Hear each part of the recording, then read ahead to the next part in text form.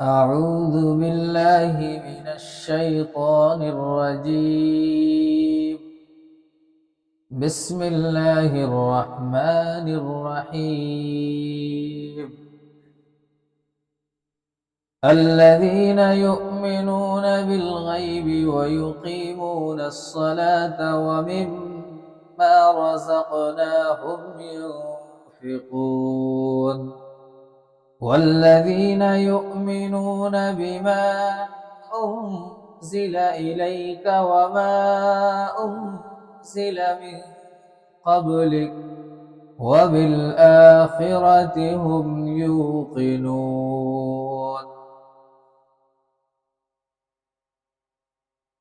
جو بے دیکھی چیزوں پر ایمان لاتے ہیں اور نماز قائم کرتے ہیں اور جو کچھ ہم نے انہیں دیا ہے اس میں سے اللہ کی خوشنودی کے کاموں میں خرچ کرتے ہیں، اور جو اس وحی پر بھی ایمان لاتے ہیں جو آپ پر اتاری گئی اور اس پر بھی جو آپ سے پہلے اتاری گئی، اور آخرت پر وہ مکمل یقین رکھتے ہیں۔ سورہ بقرہ کی مختصر تشریح چل رہی ہے۔ پیچھے 2 آیت کی تفسیر ہوئی تھی، آگے اللہ رب العزت قرآن کریم کو باعث ہدایت قرار دے رہے ہیں ان لوگوں کے لیے جو اللہ سے ڈرتے ہیں۔ حالانکہ قرآن کریم اگرچہ صحیح راستہ سب کو دکھاتا ہے، خواہ وہ مومن ہو یا کافر، اس لیے اس معنی کے لحاظ سے اس کی ہدایت سب کے لیے ہے، لیکن نتیجے کے اعتبار سے دیکھا جائے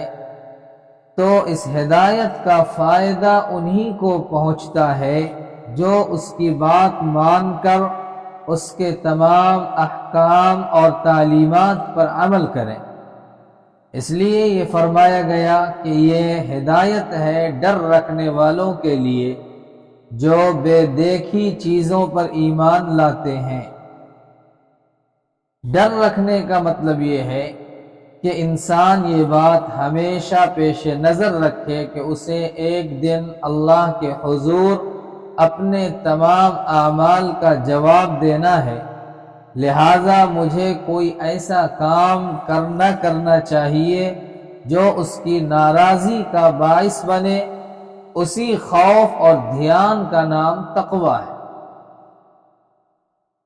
بے دیکھی چیزوں کے لیے قرآن کریم نے غیب کا لفظ استعمال فرمایا ہے۔ اس سے مراد وہ چیزیں ہیں جو آنکھوں سے دکھائی نہیں دیتے، نہ ہاتھوں سے چھو کر، نہ ناک سے سونگھ کر انہیں محسوس کیا جا سکتا ہے، بلکہ وہ صرف اور صرف اللہ تعالی کی وحی کے ذریعے معلوم ہوتی ہیں۔ یعنی یا تو قرآن کریم میں ان کا ذکر ہے یا نبی اکرم صلی اللہ علیہ وسلم نے وحی کے ذریعے وہ باتیں معلوم کر کے ہمیں بتائی ہیں۔ مثلا اللہ تعالی کی صفات، جنت اور دوزخ کے حالات، فرشتے وغیرہ، یہاں تک کہ اللہ کے نیک بندوں کی یہ تعریف کی جا رہی ہے کہ یہ صرف اللہ تعالی اور اس کے رسول صلی اللہ علیہ وسلم کے ارشادات پر یقین کر کے ان چیزوں کو دل سے مانتے ہیں جو انہوں نے آنکھوں سے نہیں دیکھی۔ یہ دنیا چونکہ امتحان کی جگہ ہے، اس لیے اگر یہ چیزیں آنکھوں سے نظر آ جاتی اور پھر کوئی شخص ان پر ایمان لاتا تو یہ کوئی امتحان نہ ہوتا، بلکہ اللہ تعالی نے ان چیزوں کو انسان کی نگاہ سے پوشیدہ رکھا ہے، لیکن ان کے وجود کے بے شمار دلائل مہیا فرما دیے کہ جب کوئی شخص ذرا انصاف سے غور کرے گا تو ان باتوں پر ایمان لے آئے گا اور امتحان میں کامیاب ہوگا۔ قرآن کریم نے بھی وہ دلائل بیان فرمائے ہیں جو انشاءاللہ آگے آتے رہیں گے۔ ضرورت صرف اس بات کی ہے کہ قرآن کریم کو حق طلبی کے جذبے سے غیر جانبدار ہو کر پڑھا جائے اور یہ خیال دل میں رکھا جائے کہ یہ معاملہ ایسا نہیں ہے کہ اس میں لاپرواہی برتی جائے۔ یہ انسان کی ہمیشہ کی زندگی کی بہتری اور تباہی کا معاملہ ہے، لہذا یہ ڈر دل میں ہونا چاہیے کہ کہیں میری نفسانی خواہشات قرآن کریم کے دلائل ٹھیک سمجھنے میں رکاوٹ نہ بن جائیں۔ اس لیے مجھے اس کی دی ہوئی ہدایت کو تلاش حق کے جذبے سے پڑھنا چاہیے اور پہلے سے دل میں جمے ہوئے خیالات سے ذہن کو خالی کر کے پڑھنا چاہیے تاکہ واقعی مجھے ہدایت نصیب ہو۔ یہ ہدایت ہے ڈر رکھنے والوں کے لیے کا ایک مطلب یہ بھی ہے۔ قرآن کریم کی ہدایت سے فائدہ اٹھاتے ہیں، یہاں ان کی اہم صفات بیان فرمائی گئی ہیں۔ ان میں سب سے پہلی صفت تو یہ ہے کہ وہ غیب یا اندیکھی چیزوں پر ایمان لاتے ہیں، جس کی تفصیل ابھی گزری۔ اس میں تمام ایمانیات داخل ہو گئے، جس کا خلاصہ یہ ہے کہ جو کچھ اللہ تعالیٰ نے قرآن کریم میں بیان فرمایا ہے یا جو کچھ نبی اکرم صلی اللہ علیہ وسلم نے ارشاد فرمایا اس سب پر ایمان لاتے ہیں۔ دوسری چیز نماز قائم کرنا یہ بیان کی گئی جو بدنی عبادتوں میں سب سے اہم، اور تیسری چیز اپنے مال میں سے اللہ تعالیٰ کے راستے میں خرچ کرنا، جس میں زکوٰۃ صدقات آ جاتے ہیں جو مالی عبادت ہے۔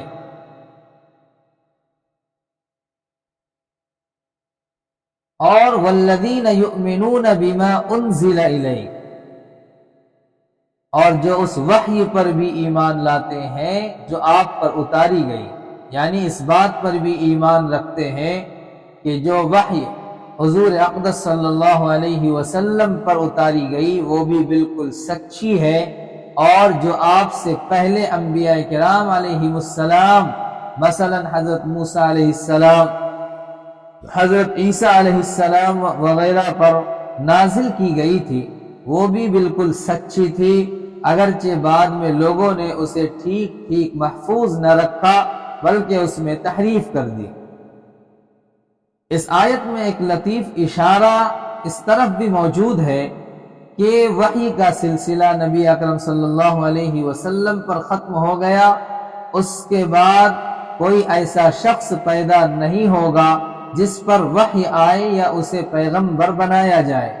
کیونکہ یہاں اللہ تعالیٰ نے صرف نبی اکرم صلی اللہ علیہ وسلم پر نازل ہونے والی وحی اور آپ سے پہلے کے انبیاء علیہ السلام پر نازل ہونے والی وحی کا ذکر فرمایا ہے۔ آپ کے بعد کسی وحی کا ذکر نہیں فرمایا گیا۔ اگر آپ کے بعد بھی کوئی نیا پیغمبر آنے والا ہوتا یا اس کی وحی پر ایمان لانا ضروری ہوتا تو اس کو بھی یہاں بیان فرمایا جاتا، جیسا کہ پچھلے پیغمبروں سے یہ عہد لیا گیا تھا کہ آپ حضرات کے بعد حضور اکرم صلی اللہ علیہ وسلم تشریف لانے والے ہیں، آپ کو ان پر بھی ایمان رکھنا ہوگا، جیسا کہ اور تفصیل سے سورہ آل عمران کے اندر آئے گی یہ بات۔ تو گویا کہ یہ اشارہ اس طرف کیا گیا کہ اگر نبی اکرم صلی اللہ علیہ وسلم کے بعد نعوذ باللہ کوئی نبوت کا دعویٰ کرتا ہے وہ کذاب ہے، آپ بغیر کسی دلیل کے ان سے یہ کہہ دیں کہ یہ جھوٹا ہے، کیونکہ اللہ نے آقا مدنی صلی اللہ علیہ وسلم کو آخری نبی بنا کر بھیجا ہے۔ قرآن کریم نے بھی اس کا تذکرہ کیا، اللہ کے نبی صلی اللہ علیہ وسلم نے بھی فرمایا کہ میں اور قیامت ایک ساتھ ہیں، انگلی کی طرح ملے ہوئے، گویا کہ میرے بعد اب قیامت ہی آنی ہے، نبوت کا سلسلہ بند ہو چکا ہے، نبوت کا دروازہ بند ہو چکا ہے۔ تو یہ ایمان کا حصہ ہے کہ اللہ کے نبی جناب محمد الرسول اللہ صلی اللہ علیہ وسلم کے آخری نبی ہونے پر مکمل ایمان رکھا جائے۔ وَبِالْآخِرَةِ هُمْ يُوقِنُونَ، اور آخرت پر وہ مکمل یقین رکھتے ہیں۔ آخرت سے مراد وہ زندگی ہے جو مرنے کے بعد حاصل ہوگی اور جو ہمیشہ کے لیے ہوگی، اور اس میں ہر بندے کو دنیا میں کیے ہوئے اعمال کا حساب دینا ہوگا۔ اسی کی بنیاد پر یہ فیصلہ ہوگا کہ وہ جنت میں جائے گا یا جہنم میں۔ اگرچہ یہ آخرت بھی ان اندیکھی چیزوں یعنی غیب میں شامل ہے جس پر ایمان لانے کا ذکر سب سے پہلے کیا گیا تھا، لیکن آخر میں اسے علیحدہ کر کے خصوصی اہمیت کے ساتھ ذکر کیا گیا۔ شاید اس کی وجہ یہ ہے کہ آخرت کا عقیدہ ہی در حقیقت انسان کی سوچ اور اس کی عملی زندگی کو صحیح راستے پر رکھتا ہے۔ جو انسان یہ یقین رکھتا ہو کہ ایک دن مجھے اللہ کے سامنے پیش ہو کر اپنے ہر عمل کا جواب دینا ہے، وہ کسی گناہ یا جرم کے ارتکاب پر کبھی ڈھٹائی کے ساتھ آمادہ نہیں ہوگا۔ یہ وَبِالْآخِرَةِ هُمْ يُوقِنُونَ تک کی مختصر تفسیر تھی۔